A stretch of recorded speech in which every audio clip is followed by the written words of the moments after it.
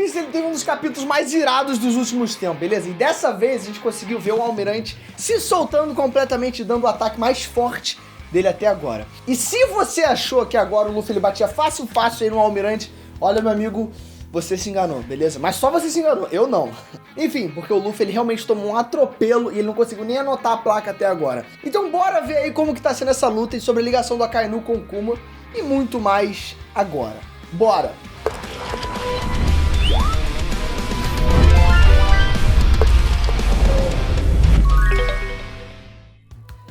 Trunks, Breno aqui, e galera, hoje eu tô de volta aí com mais uma análise do mangá de One Piece, porque vamos combinar, né, galera, foi bom demais, não foi?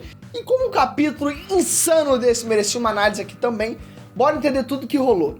E pra começar, a gente viu que o Kuma, ele continuou a escalada dele na Red Line e conseguiu do mesmo jeito que o Fisher Tiger faz há um tempo, que foi na raça, beleza? Porque, bom, elevador ou transporte aéreo é pros fracos, galera, o Kuma ele sobe realmente no braço. E essa cena inicial do Kuma chegando aí foi irada, porque mostra mais uma vez como ele tá uma força imparável, beleza?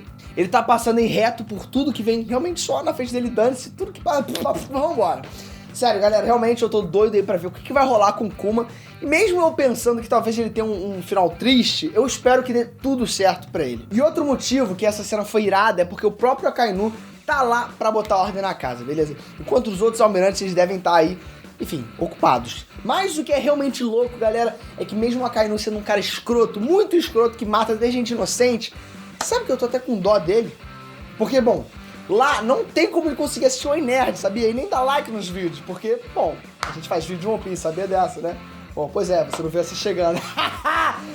Valeu, galera. Realmente, você que deu like e ativou o sininho, você tá me ajudando pra caraca. E bom, se você clicou no sininho, você não vai perder nenhum próximo vídeo que a gente postar de One Piece. Você mora dentro do meu coração. Eu acho que o meu coração é aqui. Mas enfim.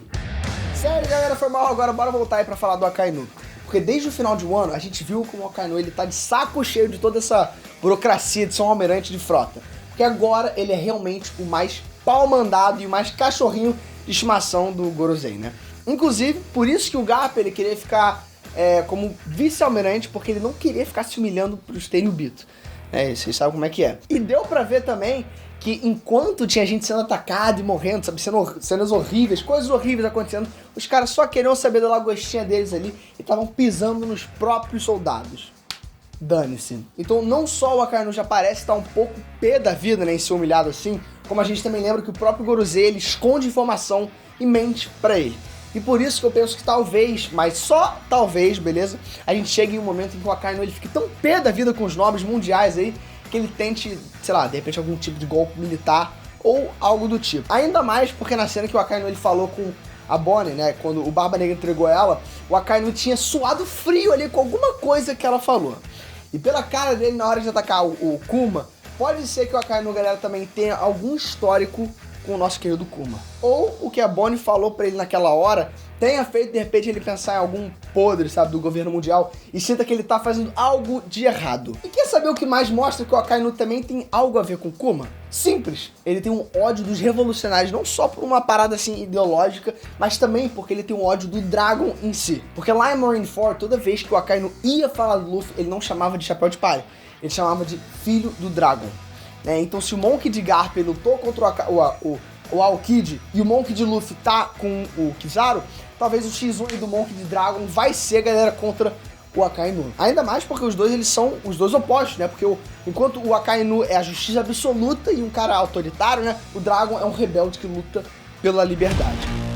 Aproveita e me conta aí também, vocês acham que existe alguma chance do Akainu mudar de lado ou pelo menos se soltar contra o governo mundial? Comenta aqui embaixo, bora trocar alguma ideia, beleza? Porque agora, galera, a gente finalmente chega naquela segunda metade do capítulo, que é o Luffy passando um sufoco contra o Kizaru.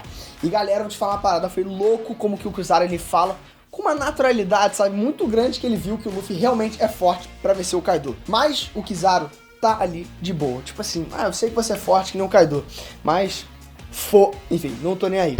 E claro, se tivesse um X1 entre qualquer Yonko e Almirante, seria uma luta sinistra que realmente não dá pra saber quem venceria. Mas a gente tem que respeitar, galera, como o Kizaru ele é confiante. Isso a gente tem que respeitar. Porque ele já tinha ali se voluntariado pra ir pra Wano, né? Mesmo quando ele soube que tinha 2 Yonkos lá. Fala sério, né? Não sei se é força ou burrice, mas tem que respeitar que o cara é corajoso. E esse capítulo foi o que mostrou melhor o poder temido do Kizaru, e como alguém com o poder da luz é uma parada realmente quebrada de verdade. Porque lá em Sabaody, né, o Kizaru ele saiu tacando laser e chutando gente, mas todo mundo que apanhou sobreviveu e fugiu. Então não deu muito assim credibilidade pro Kizaru.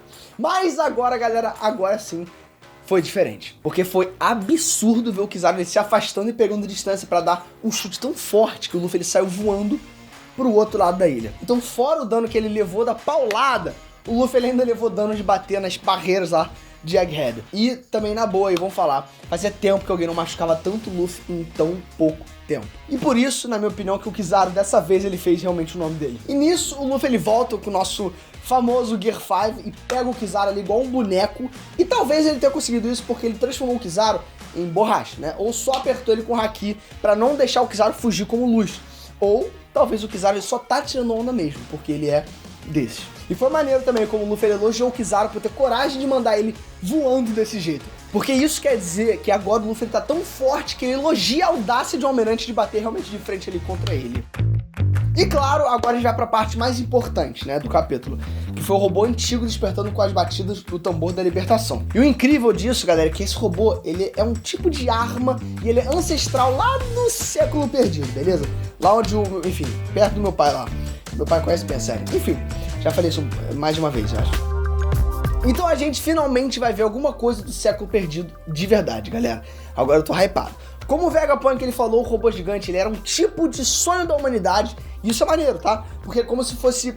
Enfim, é como se a humanidade em si tivesse aquele gosto que o Luffy, o Frank e o Usopp tem por robôs gigantes. Mas enfim, vem cá, me fala você, comenta aqui embaixo o que vocês acharam da análise do capítulo e se vocês vão querer ver mais vezes aqui no canal também, beleza? Comenta aqui embaixo. E obviamente, se você quer ficar ligado nos vídeos de One Piece aqui no canal, clica no sininho também, que você vai ser notificado quando o nosso próximo vídeo de One Piece for lançado.